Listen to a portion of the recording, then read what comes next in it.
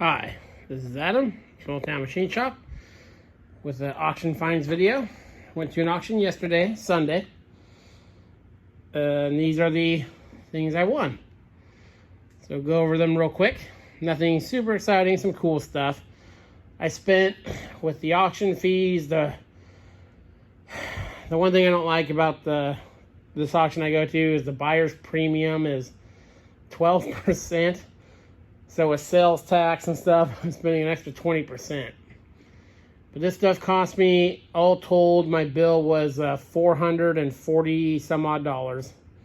So $440 and change, which I think was fine for what I got. So we'll go through each thing one at a time, and I'll bring you back.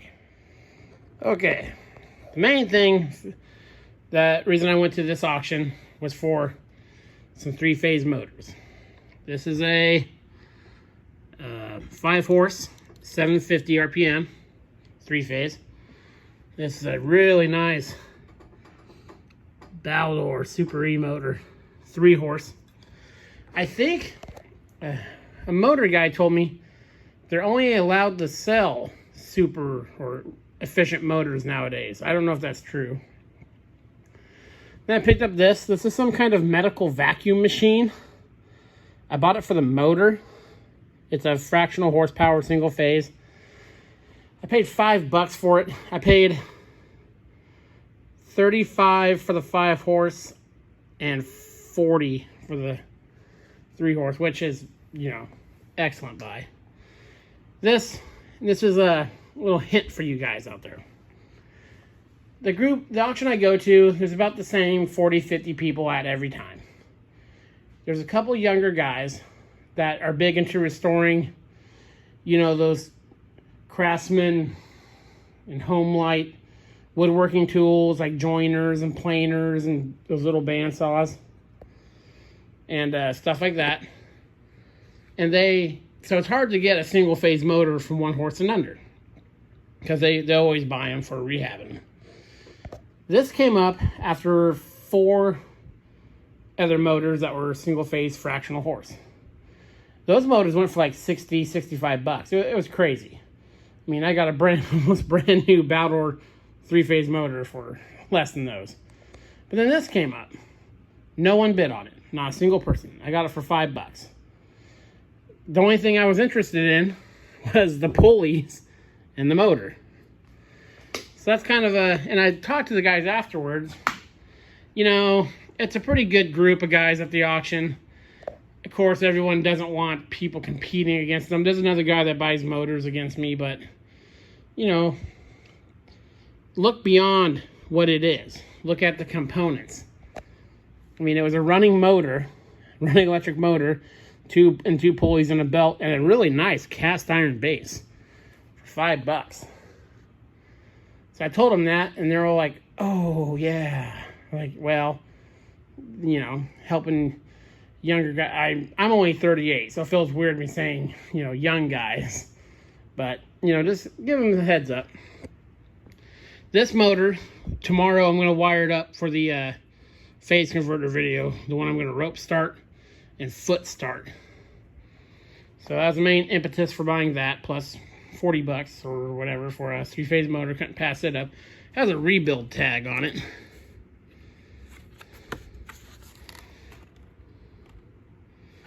Not familiar with that seller, so okay, so I'll get to the rest of it. Okay, next I got this big guy. It's a big Black & Decker drill. It's all aluminum, big D handle.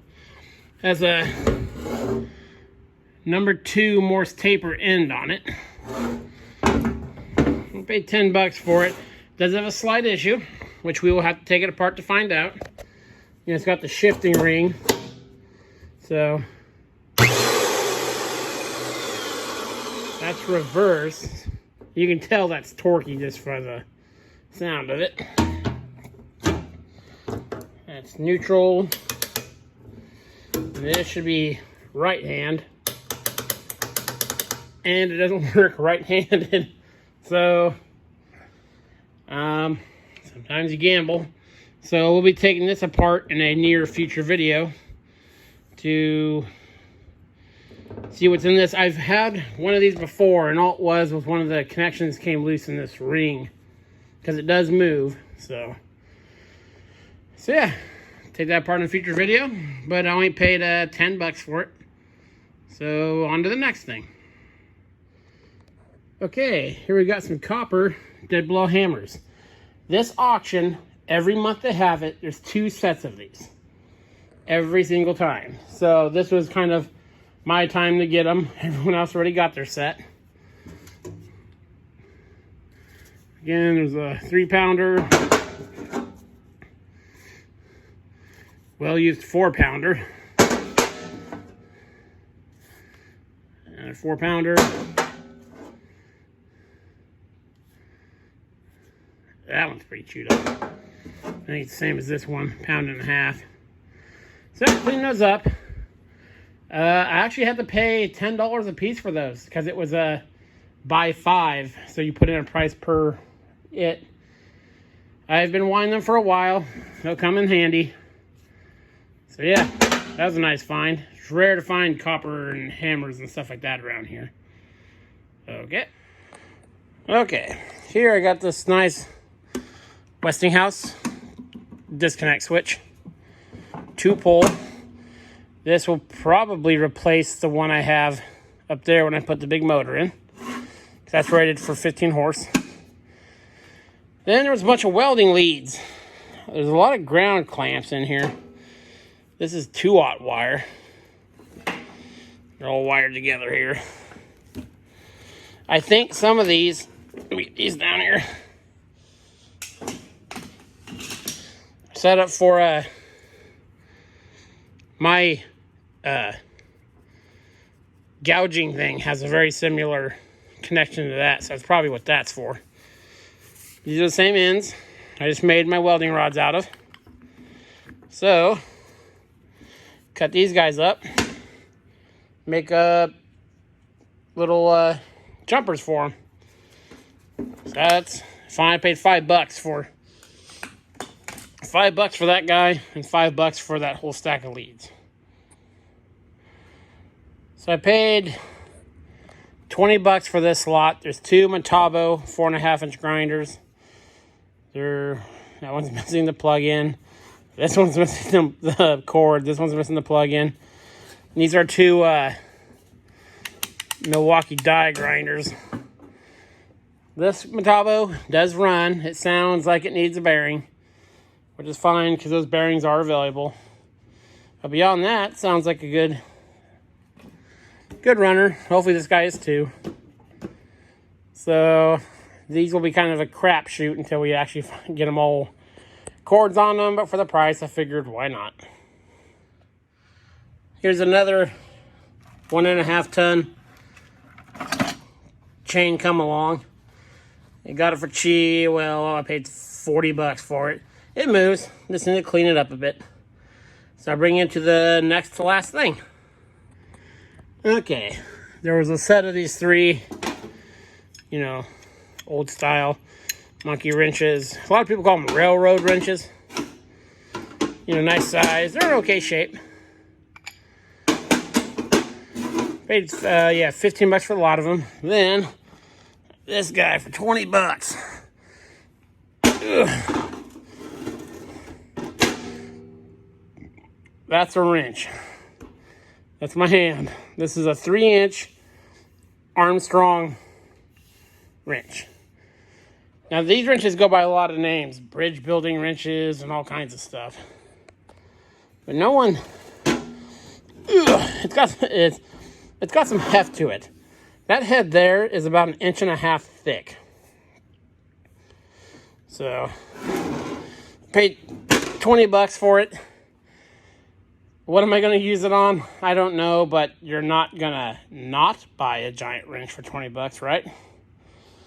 So we'll bring it to the last thing and conclude this video. Okay, here's the last thing. And it's a big box full of screwdrivers.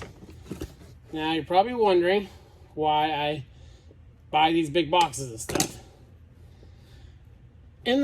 when stuff reopens, I like to take my daughter to swap meets with me. And what I do is I set up a little table with all the extra, there's buckets, wrenches, sockets, screwdrivers, pliers, all the random stuff from auctions I get that I don't keep. And it's just $1 a bucket, you know, each bucket has $1 on it. So then what I do is I split the money with my daughter when we're done. She gets a kick out of it. She loves doing it. I make back some money that I will just spend at the swap meet. So there's probably 100 screwdrivers in here. I paid 42 something through here for this. So I'm obviously not going to go through all of this with you. You know, it's a big box of screwdrivers. I'll pick out some of the more interesting ones and I will bring you back. Okay, so this is what I'll be keeping out of it. A lot of nice Irwins and Kleins. I like these, starting to like these Crescent ones. I really like the grips on them. I never saw these before I started getting them in bulk lots in the nuclear plant, so handy. Some really nice thin ones are handy. This is a Wiss. Really long, thin one. There's a Pratt Reed. Long, skinny ones. I do a lot of engine tuning, so long, skinny screwdrivers are handy. A long, skinny one, that's a Snap-on. And I actually use these quite often, so I'll always pull those out, throw them in the box. So yeah, what, 1, 2, 3, 4, 5, 6, 7, 8, 9, 10, 15 screwdrivers out of there. I'm happy. Still lots in there. I'll throw away the broken ones, and we always clean them and spray them with WD-40. So yeah, that was this week's auction finds. Tomorrow, I'll wire up that other motor, and we'll continue with the rotary phase converter project to show you those two starting methods. Because with those methods shown, you'll be able to power a three-phase shop. So I'll get those in a video. And I'm waiting for the momentary switch and some capacitors to do the final build out.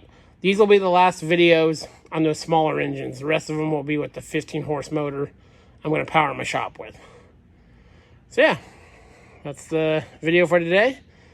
This is Adam from Small Town Machine Shop. Please comment, like, and subscribe, and thanks for watching.